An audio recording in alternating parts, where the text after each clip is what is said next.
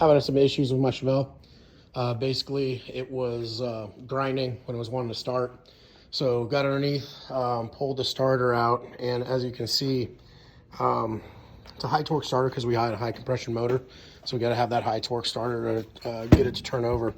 The teeth are ground down a little bit, but what the main issue is this wobble. So these, as you can see, started backing out. I have not touched that at all. So, not sure if it's better just to replace it, get a new one, or take it in and have it worked on. But that would make a really loud grinding noise when you try and turn it on.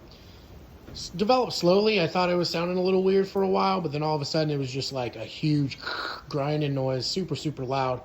And sure enough, that is not supposed to be doing that. So, hey guys, with regards to that starter making that grinding noise, number one thing you want to do before you work on it is disconnect the battery, or in this case, the Chevelle has a racing shut off, kind of like a Perco switch for boats.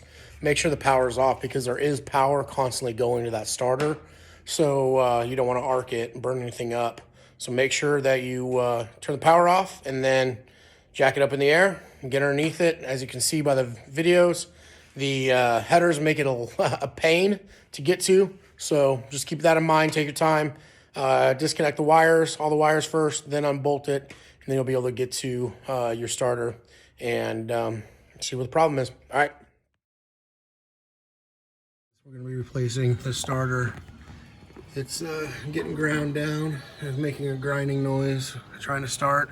So we're going to be removing this today. What we got to do is remove these electrical lines and then remove those bolts. Yeah, a big wrench for the So main. that's what we're going to be working on first. So once you remove those, the two electrical lines and then the two major big bolts that you just saw, the starter will drop down. That will allow you to kind of work it out past the headers, past the oil pan, pull it out. So it's only those two bolts holding it in. Once those two long bolts come out, the starter just falls free. So you might have to loosen some things up, as you'll see when we put it back together.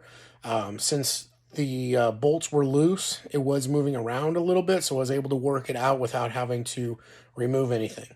But just keep that in mind as well. We got the starter out, and as you can see, that is no bueno, no good. What was happening is it was loosening up these bolts. As you can see, it's all jacked up, and even the teeth, it's been like that for a while. They're getting rounded. This has to be pressed out. So we got to press this out. We're gonna take it to a shop. Honestly, I don't know if it's just better to buy a new one, depending on how much they are, or replace it. So good old Power Master. But yeah, how about that? No wonder it was grinding and making noises and not wanting to turn over.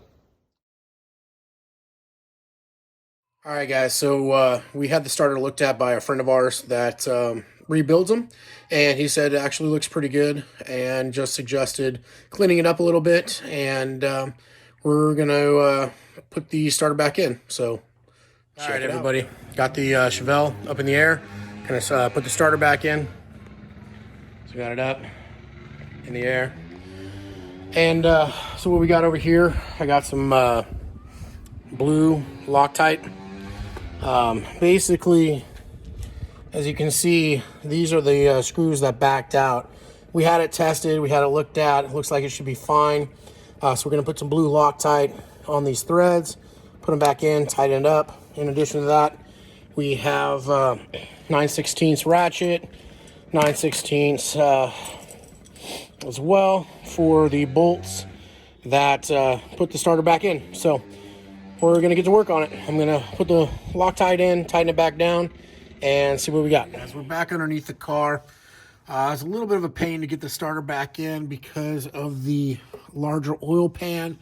And then as you can see here, the way the exhaust is run. So I had to loosen up these three bolts right here. Actually take them out, and there's a washer in between, as you can see right there, that black washer in the middle. That came out.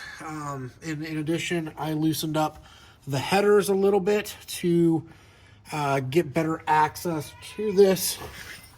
And as you can see, the starter's up in there, and the exhaust is a little bit of a challenge. So I'm gonna button everything back up, tighten everything back down, the headers, the bolts. I already got the starter tightened back up and the heat shield back on it. And then we'll try to fire it up and see if it goes. See. Here we go.